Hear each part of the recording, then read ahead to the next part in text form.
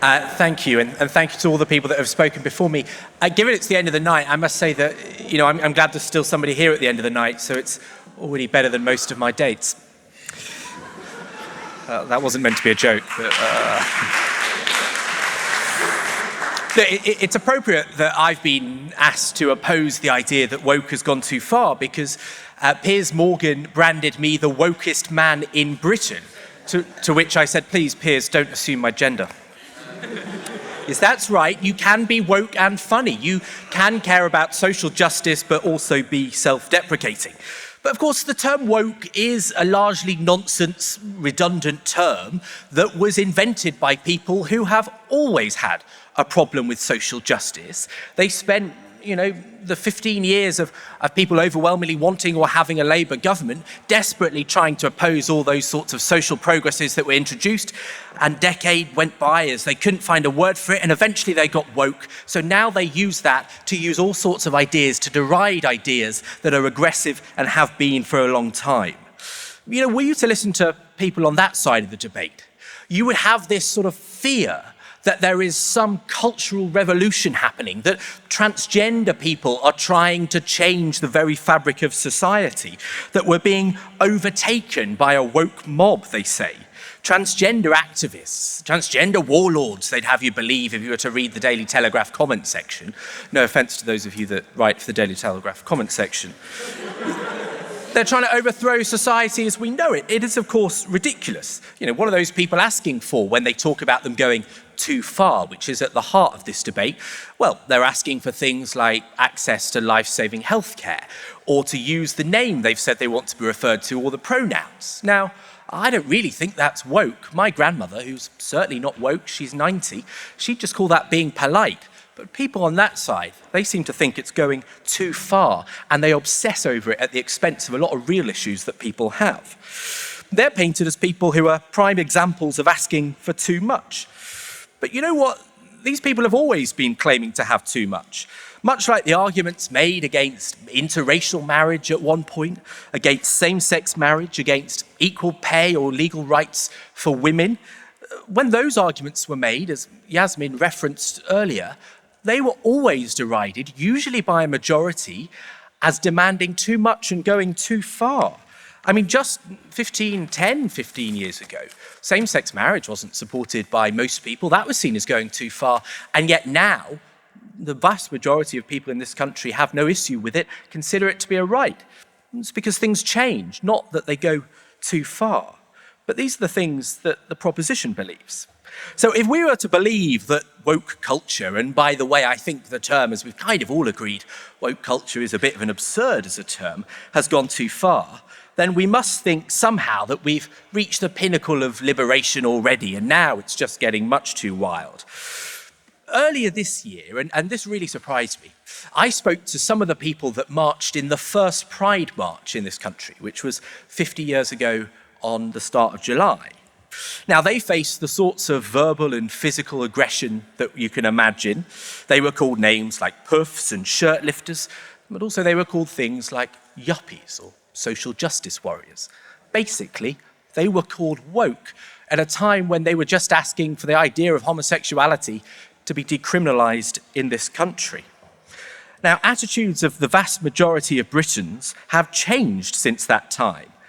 But what surprised me was that when I spoke to those activists, those gay and lesbian people as they were at the time, one of the interesting things was that a lot of the other gay people they spoke to when they tried to develop a movement, the original modern gay rights movement in this country, was that a lot of those gay people, when it was illegal and they couldn't tell their families or the workplaces, not the most basic rights, they said to them, and this was those words, that they thought it was going too far, that if only they shut up, if only they don't make a fuss, then they can carry on going to a gay bar in Earl's Court. But they shouldn't go too far and have this protest or develop a movement. And those were gay people because they thought in silence they had some rights. So there's always been this idea that it's too far, that now I suspect probably not a person in this room thinks that being gay should be a criminal act in this country. Of course, almost nobody would think that today. Now, I later spoke actually for the same story to every living UK Prime Minister, well, every prime minister at the time. I lose track of how many we've had since July. It was 6 there. And do you know what they said? Almost without exception, Theresa May most notably, someone who'd opposed gay rights but would later be a big supporter of it, and trans rights for that matter. They said they regretted the arguments they'd made, that they admired those activists who were called things equivalent to woke at the time.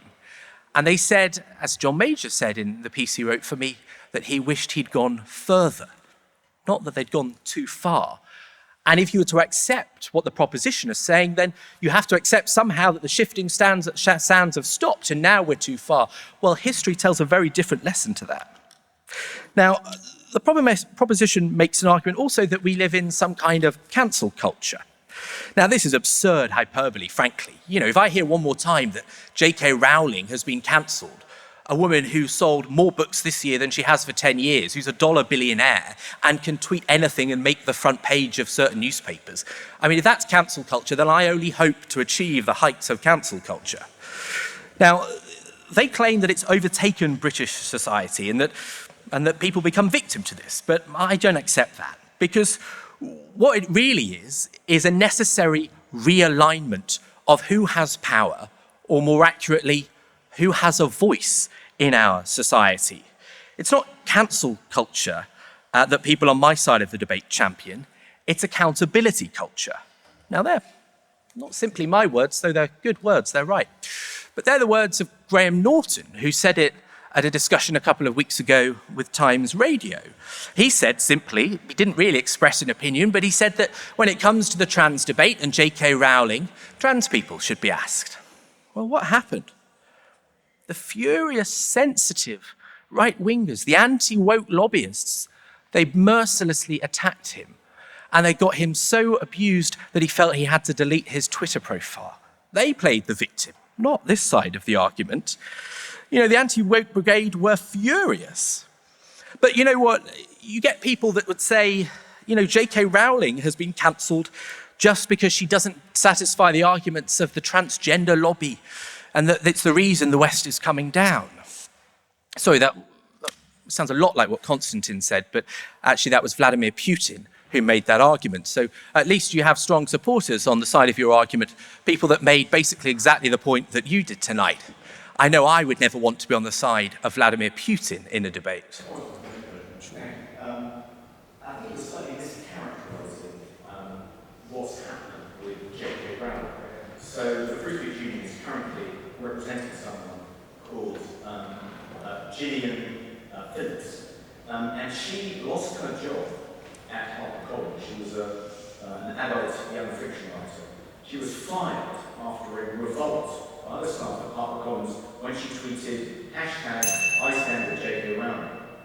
It's not that J.K. Rowling is this world to cancel, it's the people who express any support for them who don't have her power and her money. She's now had to retrain as a heavy goods driver. And in the week after she lost her job at HarperCollins, her husband died of cancer. Are you saying is that what you mean by holding people to account? Well, there's a tragedy in that person's experience, but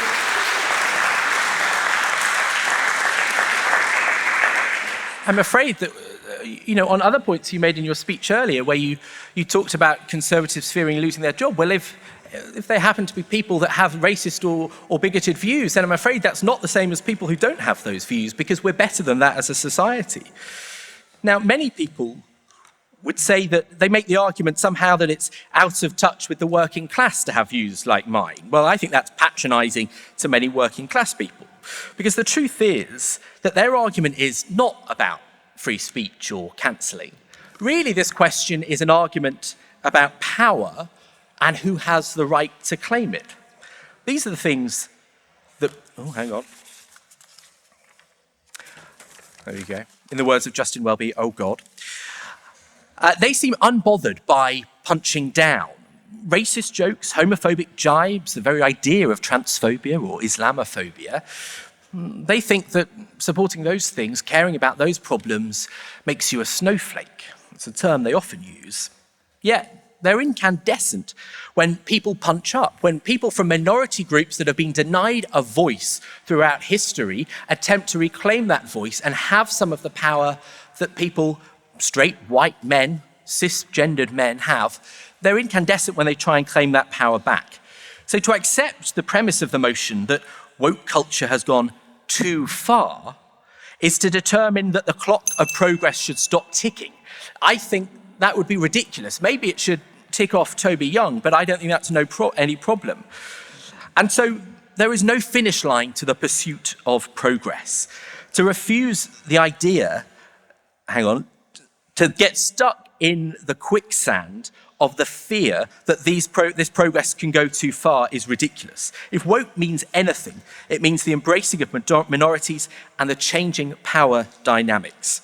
That may scare some people, but if you look at the lesson of history, like the activists who stood up for gay rights in 1962 or 72, they were told they'd gone too far. But the arc of history says that it's not that we've gone too far, it's just that we have so far to go. And that's why I think you should reject this motion. Thank you.